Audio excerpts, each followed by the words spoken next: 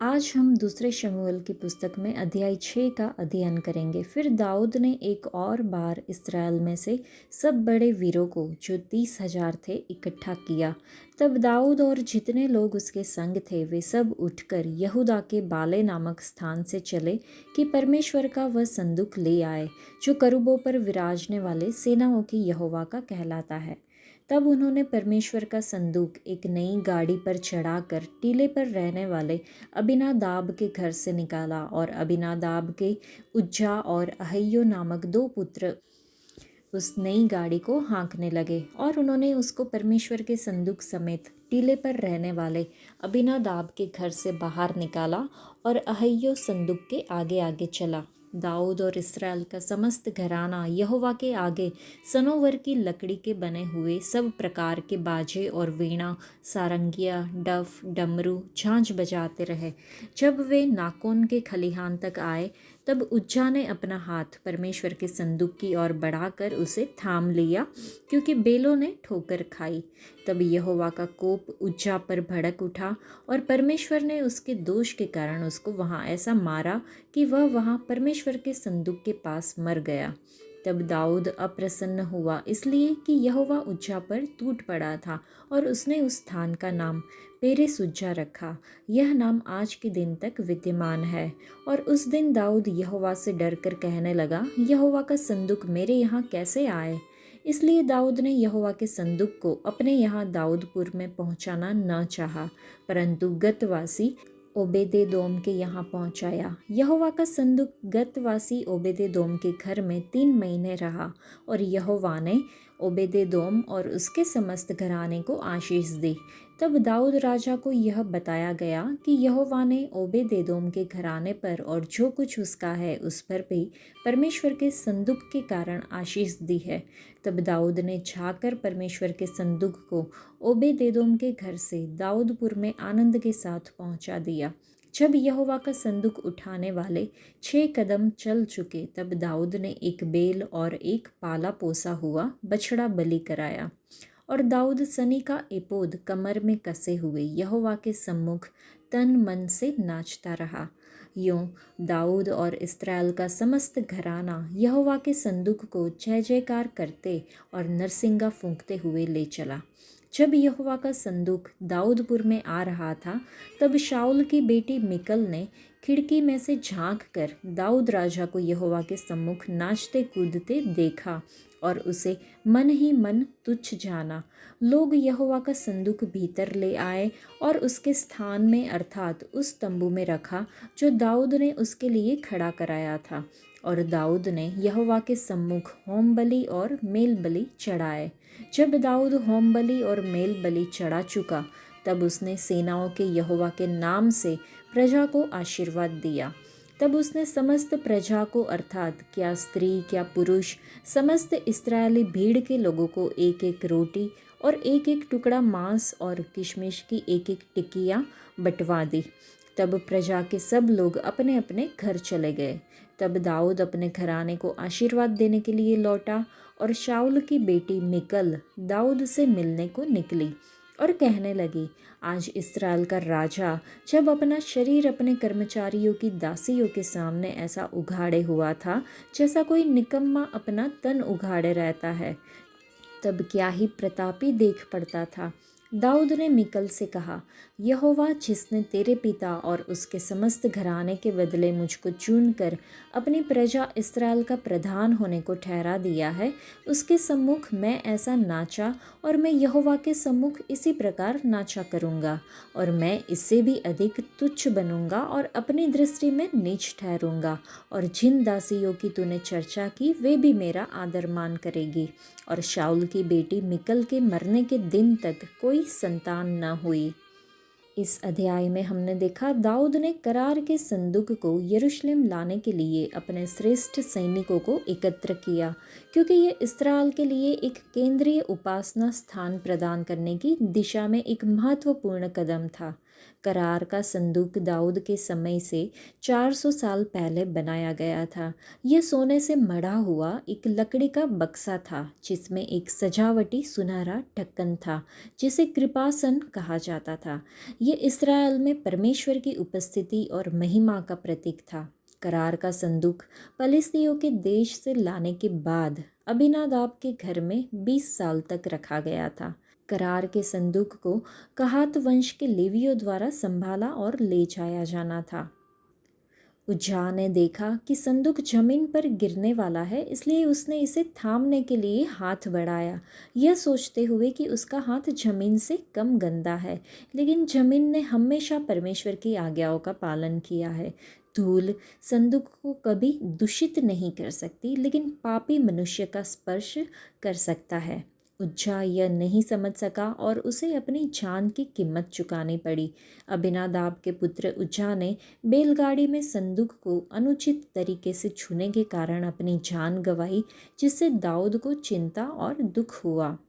Obed Edom ने खतरा जानते हुए भी करार के संदूक को अपने घर में रखा, क्योंकि वह अपनी जान से अधिक परमेश्वर से प्रेम करता था। पहले के लोगों के विपरीत, जिन्होंने संदूक को केवल आफत और मृत्यु का प्रतीक समझा, उसके परिवार ने परमेश्वर का आशीष देखा। जब दाऊद को यह खबर मिली कि करार के संदूक के कारण यहोवा ने ओबेदेदोम को और उसके घर को आशीर्वाद दिया है, हो सकता है उसने शायद कुछ पवित्र शास्त्र का अध्ययन किया होगा, क्योंकि अब संदूक को बैलगाड़ी में ले जाने के बजाय दाऊद ने यह सुनिश्चित किया कि लोग इसे कंधों पर उठाए। डंडे फिर से अपनी जगह पर थे और अब दाऊद परमेश्वर के वचन के अनुसार आराधना करने का प्रयास कर रहा था। यदि दाऊद ने निर्गमन की पुस्तक में 25वें अध्याय में 10 से लेकर 22 वचन और गिनती की पुस्तक में 4थे अध्याय में 15वां वचन न पढ़ा होता, जहाँ परमेश्वर ने करार के संदूक को ले जाने के स्पष्ट निर्देश दिए थे, तो और भी मौतें होती। यदि हम पवित्र आत्मा की मदद से बाइबल का अध्ययन करेंगे तो परमेश्वर हमें हमारे मार्ग की गलतियां दिखाएंगे।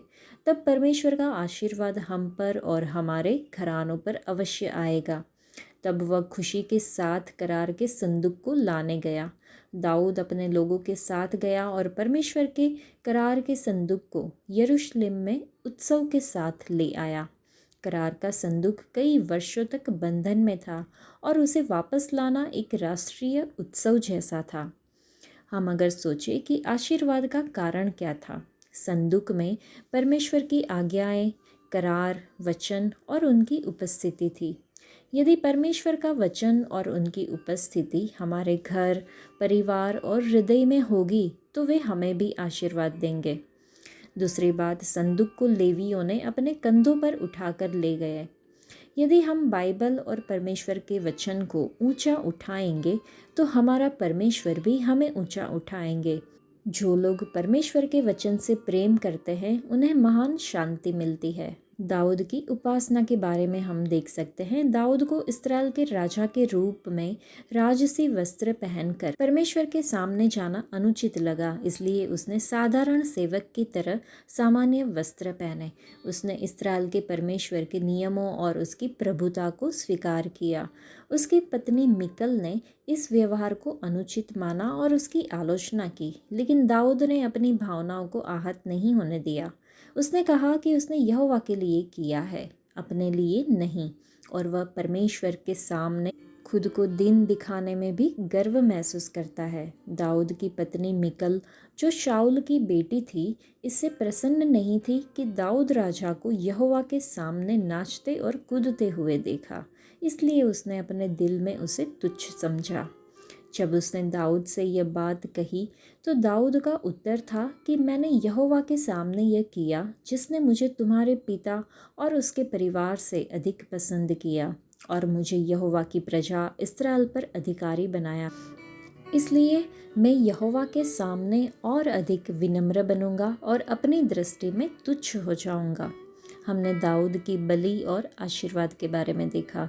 करार के संदूक को तंबू में रखकर दाऊद ने होम बलि और शांति बलि चढ़ाई और सभी लोगों को रोटी, मांस और सूखे अंगूर देकर आशीष दिया। परमेश्वर का वचन भी हमारा पोषण करेगा।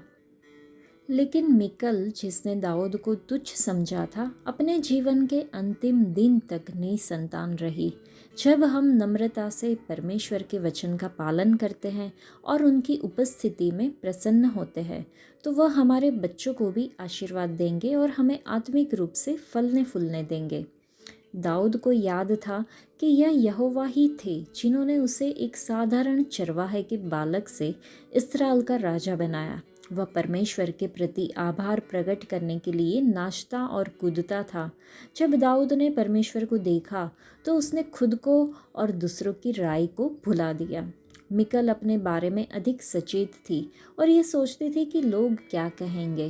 क्या हम यहोवा प्रभु का धन्यवाद करते हैं जिन्होंने हमें हमारे जीवन की इस अवस्था में पहुंचाया है? क्या हम परमेश्वर के प्रति सचेत हैं या अपने खुद के बारे में? क्या हम पूरी महिमा परमेश्वर को देने की कोशिश करते हैं या हम दूसरों से सम्मान और महिमा पाने की कोशिश करते हैं? क्या हम परमेश्वर के सामने विनम्र बनने और जो कुछ हमारे पास है उसे उन्हें देने के लिए तैयार है? क्या हम अपनी स्थिति, स्वास्थ्य और संपत्ति से यहोवा प्रभु को सार्वजनिक रूप से सम्मान देने के लिए तैयार है? चलिए हम दाऊद की तरह यहोवा प्रभु के लिए बने। जब लेवियों ने करार के संदूक को उठाया तब याजक बलिदान चढ़ाते थे। हमें भी अपने शरीर के हर एक अंग को जीवित बलिदान के रूप में अर्पित करना चाहिए। वे जय जयकार करते और बिगुल बजाते हुए करार के संदूक को दाऊद नगर में ले जा रहे थे। दाऊद अत्यंत प्रसन्न था। वह यहोवा के सामने पूरी शक्ति से नाच रहा था और उसने सामान्य वस्त्र पहने हुए थे। क्या हम भी नम्रता और बड़े आनंद के साथ जय जयकार करते हुए परमेश्वर के वचन को स्वीकार करते हैं? भजन संहिता 119 में लिखा है, यदि मैं तेरे नियमों में प्रसन्न न होता तो अपने दुख में मैं नष्ट हो जाता। जब मिकल ने दाऊद को यहोवा के संदूक के सामने नाचते और कूदते देखा तो उसने अपने हृदय में तुच्छ जाना, लेकिन परमेश्वर ने यह सब कुछ देखा। हम भी कई बार अपने हृदय में दूसरों को तुच्छ समझते हैं और उन्हें नकार देते हैं। हमें लगता है कि कोई हमें देख नहीं रहा, लेकिन परमेश्वर हमारे दिलों, हमारे विचारों और हमारे इरादों को देखते हैं। क्या हमारे अंदर परमेश्वर के वचन और उनकी उपस्थिति के लिए इतनी अद्भुत इच्छा है, या क्या हम मिकल की तरह आज्ञाकारिता, नम्रता और प्रेम के बिना परमेश्वर के वचन को तुच्छ समझते हैं? चलिए हम अपनी आत्मा की जांच करें। परमेश्वर के वचन और उनकी उपस्थिति को और भी अधिक प्रेम और आज्ञाकारिता के साथ अपनाएं और आशीर्वादित बनें। एक और दिलचस्प बात है कि मिकल को अक्सर शाऊल की बेटी के रूप में उल्लेख किया गया है। मिकल का जीवन बहुत ही उतार चढ़ाव से भरा हुआ था। उसने पहले दाऊद से प्रेम किया और उसे अपने पिता शाऊल से बचने में मदद की, लेकिन शाऊल ने मिकल की शादी दाऊद से करवाई। फिर बाद में वह शादी रद्द कर दी और उसकी शादी दूसरे पुरुष से करवा दी। बाद में मिकल को अपने दूसरे पति से अलग कर दाऊद के पास लौटने के लिए मजबूर किया गया। मिकल का जीवन बहुत ही अस्थिर, अनिश्चित और संघर्षों से भरा हुआ था। अंततः उसने दाऊद की परमेश्वर के प्रति उपासना को अपने हृदय में तुच्छ जाना। बाइबल कहती है कि उसकी मृत्यु तक उसके कोई संतान नहीं हुई। गलती उसके पिता शाऊल की थी, लेकिन मिकल दाऊद से घृणा करने लगी। हम भी पारिवारिक संघर्षों का शिकार हो सकते हैं, लेकिन ये दूसरों के प्रति कठोर होने का बहाना नहीं है। अपने व्यक्तिगत बुरे शब्दों और कार्यों के लिए दूसरों को दोष देने के बजाय परमेश्वर से क्षमा मांगे। आज के लिए इतना ही। परमेश्वर आप सबको आशीष दे। धन्यवाद।